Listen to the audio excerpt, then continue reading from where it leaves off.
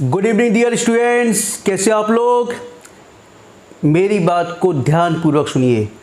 अनुसूचित जाति और जनजाति के ऐसे सभी छात्र जिन्होंने द्वितीय चरण में छात्रवृत्ति हेतु आवेदन किया है, यानी कि 1 जनवरी से 31 मार्च के मध्य में जिन्होंने छात्रवृत्ति हेतु आवेदन किया है, यदि इनको अपने छात्रवृत्ति फॉर्म में किसी प्रकार का करेक्शन करना है तो वह अपना करेक्शन कर सकते हैं। इसकी करेक्शन करने की डेट 26 अप्रैल 2024 से प्रारंभ हो चुकी है, जबकि इसकी लास्ट डेट है करेक्शन करने की 3 मई 2024 है।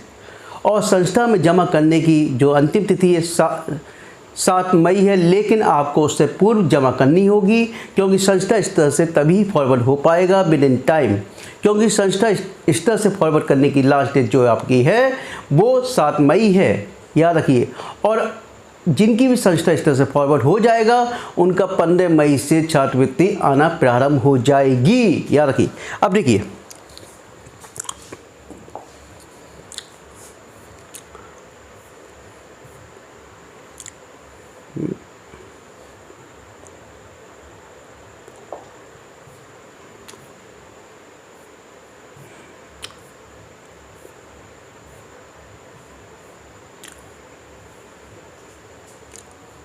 देखिए, यदि छात्रवृत्ति हेतु जो छात्र ने आवेदन किया है, यदि उसमें किसी प्रकार का करेक्शन है तो देखिए साफ लिखा हुआ है, त्रुटिपूर्ण आवेदन को छात्रों के स्तर से सही करना है। यानी छात्रों के स्तर से सही करने की जो करेक्शन डेट है आपकी 26 अप्रैल 2024 से 3 मई 2024 के मध्य, ठीक है। यानी कि आपको अपने स्तर से ये करेक्शन करना है, ठीक है।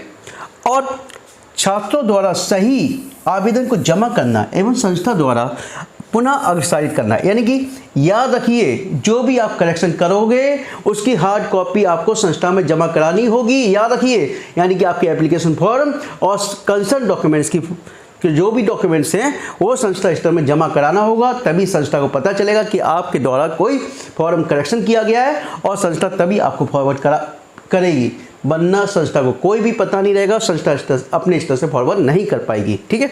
इसलिए आपको concern documents with application form आपको संस्था में जमा कराना होगा। और वो कब तक जमा कराना होगा? 26 अप्रैल से 7 मई के मध्य, यानी 7 मई तक आपको जमा कराना होगा। और लेकिन आप कोशिश करिए कि 6 मई तक जमा करा दो, क्योंकि संस्था स्तर से फॉरवर्ड करने की लास्ट डेट 7 मई है।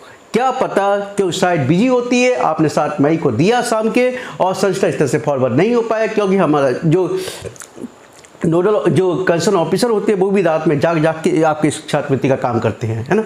कई बार ऐसा होता है कि साइट नहीं चल पाती और आपका हो सकता है फॉर्म फॉरवर्ड करने के लिए रह जाए, इसलिए आप भी कोशिश करिए विद इन टाइम, यानी 6 मई तक आप संस्था में जमा करा दीजिए, ठीक है। अब देखिए, आज जैसा कि न्यूज़ पेपर में भी दिया हुआ है,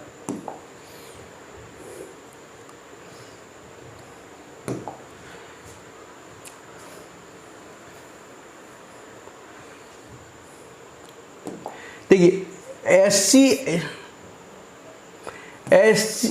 एसटी के, है ना, एससी के छूटे 1.25 लाख विद्यार्थियों को अगले महीने से मिलेगी छात्रवृत्ति, साफ लिखा हुआ है साफ। यानी कि आप लोगों को 15 मई से स्कॉलरशिप आना ही प्रारंभ हो जाएगी। कब से? 15 मई से, ठीक है। और ये देखिए साफ लिखा, अनुसूचित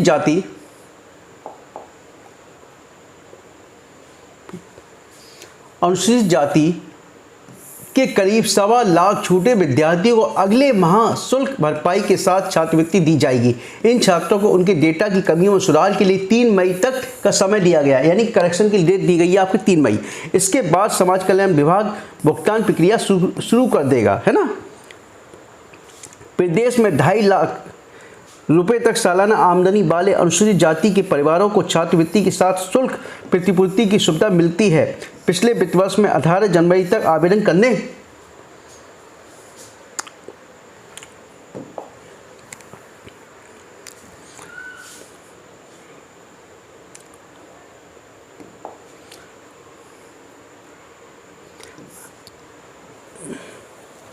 देखिए 18 जनवरी तक आवेदन करने वाले एससी विद्यार्थियों को 31 मार्च तक भुगतान कर दिया गया था, लेकिन जिन विद्यार्थियों ने 19 जनवरी से 31 मार्च तक आवेदन किया है, यानी जिन्होंने द्वितीय चरण में आवेदन किया है, ठीक है, या जो डेटा में खामी के कारण योजना का लाभ नहीं पा सके थे, यानी कि ऐसे कुछ छात्र भी हैं जिन्होंने प्रथम चरण में आवेदन किया है लेकिन उनके डॉक्यूमेंट्स में कुछ कमी है, तो इस कारण उनकी छात्रवृत्ति प्राप्त नहीं हुई है, तो उनके खातों में भी 15 मई तक राशि भेजने की तैयारी है। यानी कि आपको यानी 3 मई तक आपको अपना डेटा कलेक्ट करना है आपको, ठीक है। जो भी आपको लग रहा है कि आपने डॉक्यूमेंट्स में कुछ मिस्टेक की है तो कृपया साइट पर जाके अपने करेक्शन कर सकते हैं। करेक्शन करने के बाद कंसर्न डॉक्यूमेंट्स को संस्था में जमा कर दीजिए और संस्था इस तरह से विद इन टाइम आपका फॉरवर्ड हो जाएगा और 15 मई से आपकी स्कॉलरशिप आनी प्रारंभ हो जाएगी, ठीक है। और यदि इसके अतिरिक्त कोई भी डाउट्स हो तो कृपया कमेंट बॉक्स में लिख के मुझसे पूछ सकते हैं। और जो स्टूडेंट पहली बार मेरे चैनल को देख रहे हैं कृपया चैनल को सब्सक्राइब कीजिए और यह इन्फॉर्मेशन सीख से सीख सभी स्टूडेंटों के मन में शेयर कीजिए, जिससे कि सभी छात्र विद इन टाइम अपने डेटा को कलेक्ट कर सके और संस्था में जमा कराना ना भूलें। याद रखिए संस्था में जमा कराना अनिवार्य है डॉक्यूमेंट्स, ठीक है। Okay, thank you.